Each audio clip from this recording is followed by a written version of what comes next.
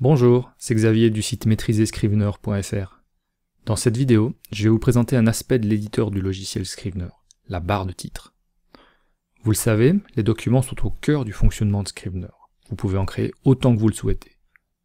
Par exemple, vous pouvez créer un document par chapitre, par scène, par idée, par article, par personnage, bref, c'est comme bon vous semble.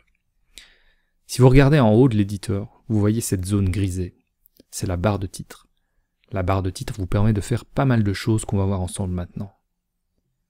Première chose, la barre de titre vous permet de renommer le document en cours en cliquant directement sur le titre. C'est vraiment très simple. Par ailleurs, un clic sur l'icône à gauche du titre révèle un raccourci vers un certain nombre d'actions possibles, ce qui est bien pratique.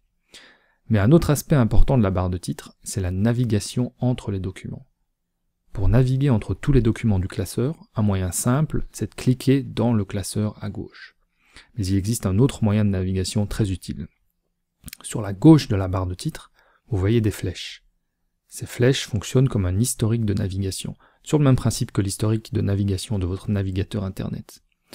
Les flèches vous permettent de revenir rapidement sur des documents que vous avez ouverts dans l'éditeur et de vous déplacer dans votre historique de documents, dans l'ordre dans lequel vous les avez visualisés.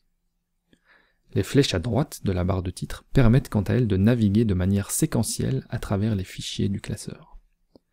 Une différence entre ces deux modes de navigation, c'est que le premier mode permet de naviguer dans l'historique sans changer la sélection dans le classeur. Cela vous permet de revenir sur un document précédent sans perdre la trace du document sur lequel vous étiez en train de travailler.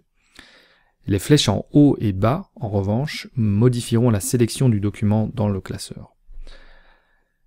Il existe un autre moyen d'afficher un document dans l'éditeur sans changer la sélection dans le classeur. Il suffit de faire un glisser-déposer d'un document depuis le classeur vers la barre de titre de l'éditeur.